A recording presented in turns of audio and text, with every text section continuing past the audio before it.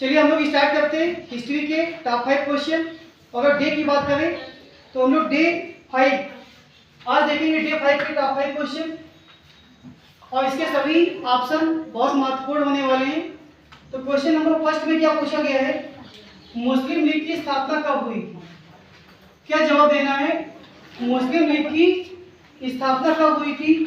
1920 में हुई थी, 1922 में हुई थी, 1906 में हुई थी, या फिर 1942 में हुई थी? कब हुई थी मुस्लिम लीग की स्थापना, ये आपको जवाब देना है। तो क्या जवाब होगा इसका? मुस्लिम लीग की जो स्थापना हुई थी वो हुई थी 1906। कब हुई थी? 1906। अगर कभी ये पूछ दिया जाए कि इसकी स्थापना कहाँ हुई थी तो क्या जवाब देंगे? इसकी जो स्थापना हुई थी ये भी आप लोग याद करेंगे। इसकी स्थापना कहाँ पे हुई थी? तो ढाका में हुई थी। बहुत ही महत्वपूर्ण है कि मुस्लिम लीग की स्थापना कब और कहाँ हुई थी। तो कब का जवाब होगा 1906, कहाँ का जवाब होगा तो ढाका। बाकी ऑप्शन को अगर डिस्कस करें 1920 बहुत ही इंपॉर्टेंट है। इसमें क्या हुआ था तो आप लोग याद करेंगे कि गांधी जी ने एक आंदोलन चलाया था, जिस आंदोलन को क्या कहते हैं, असहयोग आंदोलन। तो ये नोट कर लीजिए कि 1920 को क्या हुआ था तो गांधी जी के द्वारा असहयोग आंदोलन चलाया गया था। 1922 में क्या हुआ था तो जो चौरी चौरा कांड हुआ था वो कब हुआ था? क्या जवाब देंगे?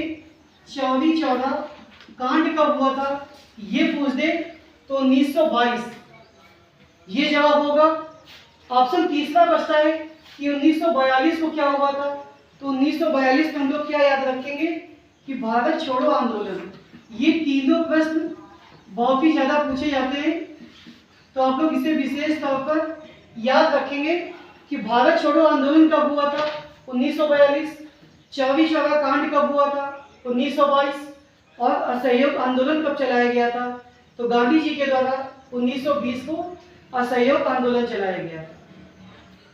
1942 में गांधी जी ने एक नारा दिया था, करो या मरो, ये भी पूछा जाता है, तो इसको भी आप लोग याद रखेंगे। क्वेश्चन नंबर सेकंड पे आते हैं। एक संस्था है विश्व भारती और शांति निकेतन, तो हमें ये बताना है इसका संबंध किससे है। तो इसका जवाब क्या होगा? इसका संबंध है रविंद्रनाथ टैगोर से। ऑप्शन सी आपका करेक्ट आंसर होगा। विश्व भारती और शांति निकेतन दोनों का संबंध किससे है? रविंद्रनाथ टैगोर से। और सब लोगों को पता है कि जो राष्ट्रगान है भारत का राष्ट्रगान किसने लिखा था? रविंद्रनाथ टैगोर ने लिखा था। और कितने समय में गाया जाता है? तो 52 सेकंड में गाया जाता है। दादा भाई नौरोजी की बात करें तो जब भी पूछ दिया जाए कि भारत का, क्या पूछा जाएगा, भारत का वयोवृद्ध पुरुष किसे कहते हैं? तो आप लोग क्या जवाब देंगे? दादा भाई नौरोजी को कहते हैं। यंग इंडिया पुस्तक पूछ दी जाए, यंग इंडिया किसने लिखा है? तो यंग इंडिया लिखा है महात्मा गांधी ने। लाला लाजपत राय ने कौन सी पुस्तक लिखी है? तो आप लोग क्या जवाब देंगे? Unhappy India. और इसके साथ साथ आप लोग ये भी पढ़ते रहे कि यंग इंडिया किसकी पुस्तक है? तो महात्मा गांधी की। लाला लाजपत राय की कौन सी पुस्तक है? अनहैप्पी इंडिया पुस्तक है। क्वेश्चन नंबर थर्ड पे आते हैं। किस वर्ष गोलमेज सम्मेलन नहीं हुआ था? तो आपको याद होगा 3 गोलमेज सम्मेलन हुए थे। तो 3 गोलमेज सम्मेलन कब कब हुए थे?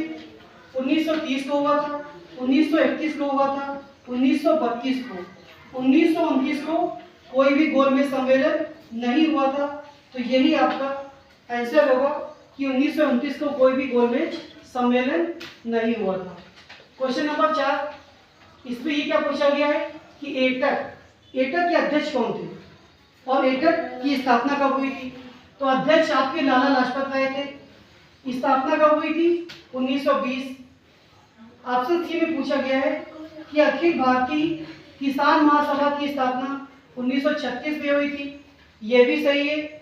अखिल भारतीय किसान महासभा के अध्यक्ष जवाहरलाल नेहरू नहीं थे, ये आपका गलत है। तो अब यहाँ पे बात आती है कौन इसके अध्यक्ष थे। तो आप लोग याद कर लेंगे कि स्वामी सहजानंद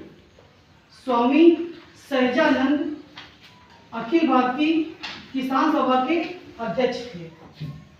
क्वेश्चन नंबर 5 और आज की टेस्ट सीरीज का अंतिम क्वेश्चन कि साइमन कमीशन भारत कब आया था? तो क्या जवाब होगा? साइमन कमीशन भारत आया था 3 फरवरी 1928। अगर कभी आपसे ये पूछ दे कि साइमन कमीशन बनकर तैयार कब हुआ था, ध्यान दीजिएगा कि साइमन कमीशन बना कब था। साइमन कमीशन बना कब था? तो आप जवाब देंगे 1927 को बना है। भारत कब आया था? तो 3 फरवरी 1928। तो ये थे डे 5 के टॉप 5 क्वेश्चन। धन्यवाद।